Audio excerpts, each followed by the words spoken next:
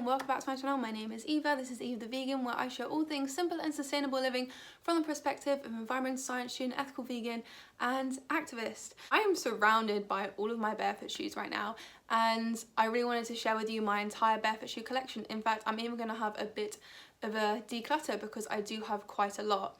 So my barefoot shoe journey started probably around 4 or 5 years ago now, and I was just experimenting with like just sandals, and then I got some trainers, and then 2 years ago I fully transitioned and I haven't worn conventional shoes since then, and it's been an amazing journey and I've loved every second of it. Without further ado, let's get into my barefoot shoe collection. I'm probably going to go from summer to winter, not go in a timeline because it just makes it confusing. So the first pair of shoes I have are these Bedrock sandals. Now these are not that minimal, as you can see they're quite thick actually. I did have some Xero sandals, but I really didn't get along with them, and so about a year and a half ago I got these Bedrock Cairn sandals. They're just plain black. All of my shoes are black because it goes with everything and that's just how I like it. They are still very flexible and you can send them back to be resold through their resale program, which I love because it's super sustainable. They're made to last. They were quite expensive at about £110 I think, and I absolutely love them, so would 100% recommend. Also, all of these shoes I've done a review video on, so go and definitely check that out if you're interested. I have some Vivobarefoot Primus Lite. These are like their first Primus Lites, I think. They've had quite a few since then. We got these about 3 or 4 years ago. I love these shoes. Sadly though, because my feet have grown so much over the last couple of years, they are a bit snug, so I can't run in them anymore. They do have a small hole somewhere on the sole that allows water to seep in, so I don't wear them much anymore, but they have held up really well considering how much I wear them. So highly recommend the Vivobarefoot Primus Lites. Again, I think I paid about £100 for these, but they were completely worth it. But I think I am going to declutter them just because they don't really fit me. So these are the Vivobarefoot Geo Racers, and I do really like these, and they are much bigger than they're a size bigger, a whole size bigger than my other Vivos. And they were to replace that. They are a slightly thicker sole, not quite as flexible. I think I would prefer a thinner sole, but I have been really enjoying running in these, and I really like the laces actually, and just like the whole look of the shoe. The shoe looks normal, if you know what I mean. It doesn't look like a barefoot shoe, which is, I really like that because sometimes barefoot shoes look very barefoot. So I do love these. However, they are like quite thin. Can you see they're just a bit thinner in general? I find that a bit restrictive here, so if I was to buy running shoes again, I would definitely go for Primus Lites instead of the Geo Racers. I got these from the Vivo website, so these were about £80. But yeah, holding on to these because these are like my only trainers. So these are from Ahinsa. These are ballerina shoes. I've had these for 4 years this Christmas I think, and yeah, they're just in such great condition. They've held up so well. I've polished them twice since I've had them, but that's it. The Velcro still works great. They are just so comfy, and I love how wide the toes are. These are probably about £140 I think. So they are quite pricey, but definitely worth it. They're all made to order as well, which is a lot more sustainable because you're not making stuff that people aren't buying and then it's being wasted. So yeah. These are the Flying Fox Wildlings. I don't actually wear these anymore, but I've had these for coming up to 2 years now, and they are very minimal. You can even fold the sole like this way, but as you can see, like, I'm having some issues.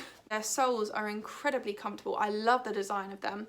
The only problem for me is that because this bit isn't rubber, when the material starts to rub away like it has on mine, you can see there used to be fabric here and there's not anymore. It loses its waterproofness, the water from seeping up through your shoes, and that is a problem I have with them now. And also that because they are a completely natural fabric, these ones are, I think these are like cotton and hemp. When it rains, in which it does a lot in England, your feet get wet. And when it's cold, that is really not good, and especially for someone who's out the house a lot and spends a lot of time outside, these are just not practical. And as nice as they are and as comfortable as they are, if you're walking around inside all day, working in office, highly recommend. If you're outside in rainy England in autumn, winter, do not recommend. But yeah, I'm going to be decluttering these because I don't wear them because my feet are really wet. But these were about £100 again. Barefoot shoes are expensive, but mainly that's because a lot of them are ethically made and it costs money to pay people, so yeah. So these are the Ahinsa Jaya Comfort. I've actually taken out the extra insole, but these are the Ahinsa Jayas. These are, again, completely vegan, the same material as the ballerinas, this like cruelty-free vegan leather. It's complete lace up, which I love. I love the look of these. I love the style. They've got great soles, still super flexible, super thin. The soles are only about 2 or 3 millimeters thin, I would say, but they are just so comfortable and they just look really nice. They definitely go with my style. Completely waterproof, completely fine in the rain, and I highly recommend them. They do come in at a higher price at about £160, £170, something like that, which is a lot of money. I did save up for like 2 years for these, but they 100% paid off in these shoes. And I love them and would highly, highly, highly recommend them. And hopefully they're going to stay with me forever. So yeah.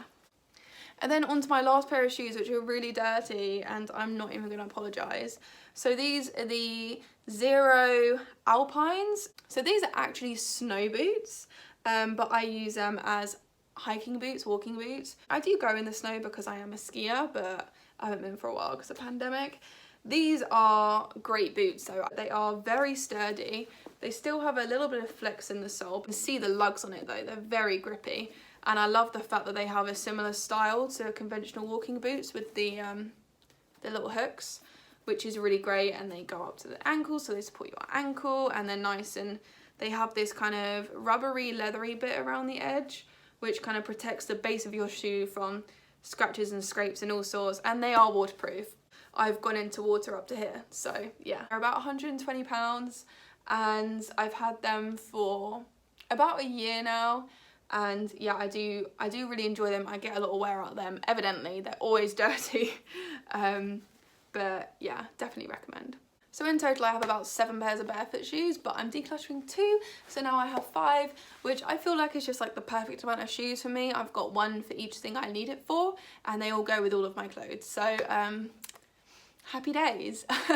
So I really hope you enjoyed this video and liked seeing my barefoot shoe collection. If you did, please give it a thumbs up. Comment down below any other barefoot content you want to see from me. Subscribe to my channel if you haven't already. It would mean a lot to me. I would love to have you here in our growing community. Have a beautiful day, stay kind, and I'll see you in the next one. Bye.